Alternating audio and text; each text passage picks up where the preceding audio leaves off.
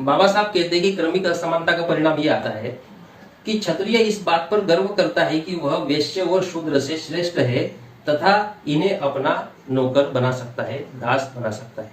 क्षत्रिय इस बात से खुश है। वैश्य को इस बात का गर्व होता है कि वो शूद्र से श्रेष्ठ है और शूद्र को अपना नौकर बना सकता है, दास बना सकता है। और शूद्र गर्व करता है कि वो अछूतों से श्रेष्ठ है। इस प्रकार इस घटिया असमानता होने पर किसी वर्ग के नीचे होने पर भी वह गर्व करता है कि वह किसी अन्य वर्ण के ऊपर है। तो इस तरीके से क्या होता है कि कोई एक वर्ग दूसरे वर्ग से नीचे होने के बावजूद वो इसलिए अपने आप पर गर्व करता है क्योंकि उसके नीचे भी कोई वर्ग है, ये सोचकर वो अपने आप पर गर्व करता है। अब जैसे क्षत्रिय है, क्षत्रिय को ये लगता है अब ये क्षत्रिय ब्राह्मण से नीचे है, लेकिन नीचे होने के बावजूद उस नीचता का एहसास होने के बजाय उसे इस बात का गर्व होता है कि उसके नीचे वैश्य और शूद्र है, जिसको वो अपना नौकर बना सकता है, गुलाम बना सकता है। वैश्य को इस बात का एहसास नहीं है कि ब्राह्मण और क्षत्रिय के वो नीचे है, बल्कि उसे इस बात का गर्व होता है कि उसके नीचे शूद्र है, यानी कि वो खुद शूद्र से ऊपर है और शूद्र को अपना नौकर बना सकता है। तो ये जो भावना निर्माण हुई, गर्व की भावना कि हमारे नीचे भी कोई है जिसको हम गुलाम बना सकते हैं, जिसको हम नौकर बना सकते हैं, तो इस गर्व की भावना ने क्या किया, इस गर्व की भावना ने बहुत ज्यादा खतरनाक परिणाम हमारी भारत की समाज व्यवस्था पर लाए। असमानता अगर केवल रहे तो वो उतनी खतरनाक नहीं होती है, जिससे 1000 गुना ज्यादा ये क्रमिक असमानता जिम्मेदार है, जो समाज में केवल मात्र दुष्परिणाम और दुष्परिणाम ही लाती है, समाज को खोखला कर देती है और संपूर्ण समाज को गुलाम बनाने का काम करती है। ये क्रमिक असमानता है, ये असमानता से 1000 गुना खतरनाक है, ऐसा बाबा साहब अम्बेडकर का कहना है। अब बाबा साहब अम्बेडकर समझाते हैं कि इस असमानता और क्रमिक असमानता का क्या परिणाम आता है। तो असमानता में उसके विनाश के बीज छुपे होते हैं। असमानता अधिक दिनों तक नहीं रह सकती। जहां केवल असमानता होती है उसके दो परिणाम होते हैं। अब बाबा साहब अम्बेडकर असमानता और क्रमिक असमानता में अंतर बता रहे हैं। तो केवल अगर असमानता रहे तो उस असमानता का क्या परिणाम आता है, तो उसका परिणाम के बारे में बाबा साहब कहते हैं कि असमानता से असंतोष का जन्म होता है और इस असंतोष से क्रांति का जन्म होता है, यानी असमानता समाप्त हो जाती है। यह दुखी लोगों को संगठित कर देती है जिनका समान शत्रु होता है। अब इसका क्या मतलब है, अब मान लीजिए कि यह वर्ण व्यवस्था है। अब इस वर्ण व्यवस्था में क्रमिक असमानता है, ब्राह्मण क्षत्रिय वैश्य शूद्र। लेकिन मान लो कि असमानता है, केवल असमानता, वह है ब्राह्मण और शूद्र, ये दो ही वर्ग है और ये असमान है। तो तब क्या होगा, ये सारे के सारे शूद्र जो है वो एक कॉमन जो दुश्मन है जिन्होंने उसे नीच बनाया उसके खिलाफ में इकट्ठा हो जाएंगे। ये जल्दी इकट्ठा हो जाएंगे। इनमें असंतोष निर्माण होगा कि ब्राह्मण है उनसे ऊंचा क्यों, तो जल्दी इकट्ठा हो जाएंगे, जल्दी भी इकट्ठा होकर वो विद्रोह कर देंगे और वो जो असमानता है ब्राह्मण और शूद्रों की, उस असमानता को वो खत्म कर देंगे। तो ये सिंपल असमानता अगर रहे तो वहां पर ये असमानता जल्दी समाप्त हो जाती है, या यूं कहे कि उसके असमानता में ही उसके विनाश के बीज शामिल रहते हैं, ऐसा बाबा साहब का कहना है। अब चूंकि क्रमिक असमानता में ये दोनों बातें नहीं होती, अब क्रमिक असमानता में ऐसा नहीं होता है। उसमें क्या होता है, चूंकि अधिकार क्रमशः कम होते जाते हैं, अतः यह सभी लोगों के समान रूप से असंतोष का निर्माण नहीं हो पाता है, अतः क्रांति नहीं हो पाती।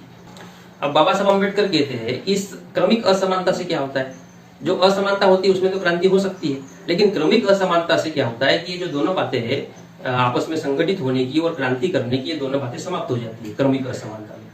वो कैसे, कि बाबा साहब कहते हैं कि चूंकि अधिकार क्रमशः कम होते जाते हैं, इसलिए यह सभी लोगों में समान रूप से असंतोष का निर्माण नहीं हो पाता है और क्रांति नहीं हो पाती है। अब ये वर्ण व्यवस्था है, इसमें ब्राह्मण सबसे ऊपर है। अब ये तीनों वर्ण नीचे है, लेकिन ये तीनों वर्ण ब्राह्मणों के खिलाफ में संगठित नहीं हो सकते। क्यों, क्योंकि इनमें क्रमिक असमानता है। तो अगर संगठित होना चाहे तो क्षत्रिय सोचेगा कि अगर मैं संगठित अगर हो भी जाऊं तो मेरे नीचे तो वैश्य और शूद्र है, इनको मैं नौकर बना सकता हूँ, तो फिर मैं इस व्यवस्था को के विरोध में क्यों खड़ा हूँ। वैश्य सोचेगा कि मेरे नीचे शूद्र है, तो अगर हम संगठित हो गए इस व्यवस्था को खत्म भी करते हैं तो मेरे नीचे शूद्र है जिनको मैं नौकर बना सकता हूँ, वो अधिकार समाप्त हो जाएगा। तो फिर वो वैश्य इस वर्ण व्यवस्था के विरोध में खड़ा नहीं होता है।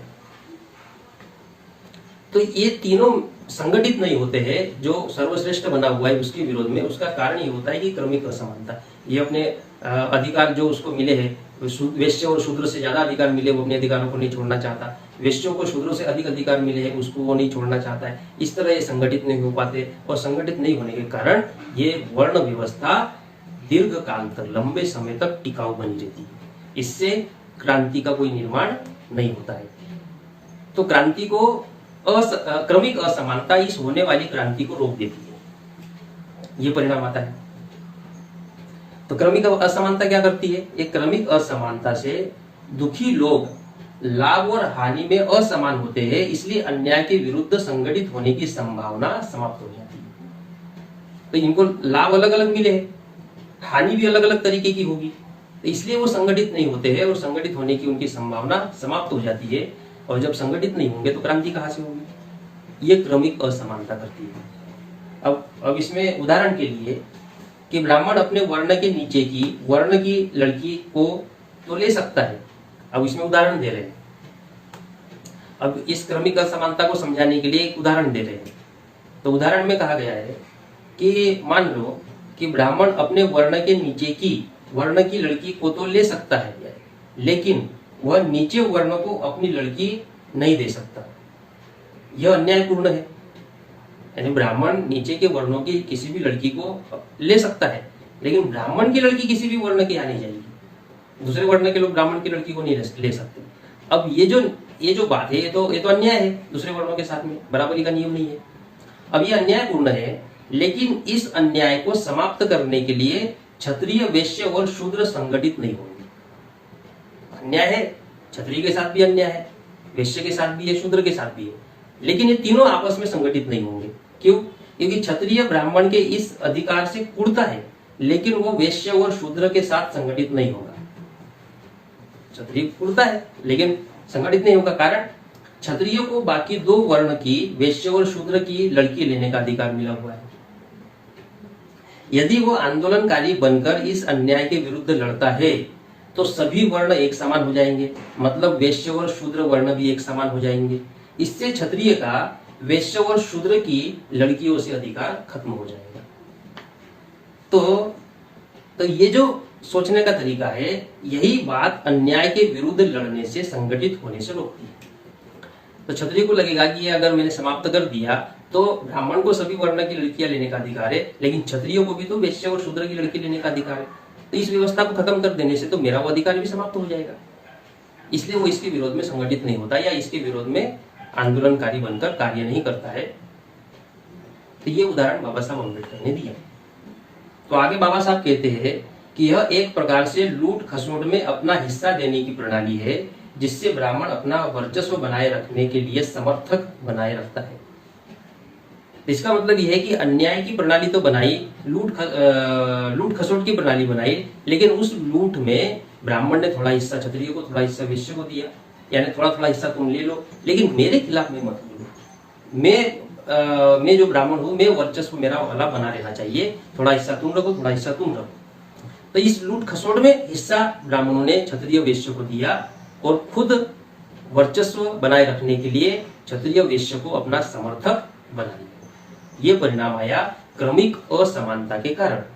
इस प्रकार सभी लोग अन्याय के समर्थक बन गए। इसका दूसरा गंभीर परिणाम क्या आया कि अन्याय हो रहा है ये जानते हैं, लेकिन उसके बावजूद अन्याय के समर्थक बन गए, क्योंकि थोड़े थोड़े अधिकार उन लोगों को भी दिए।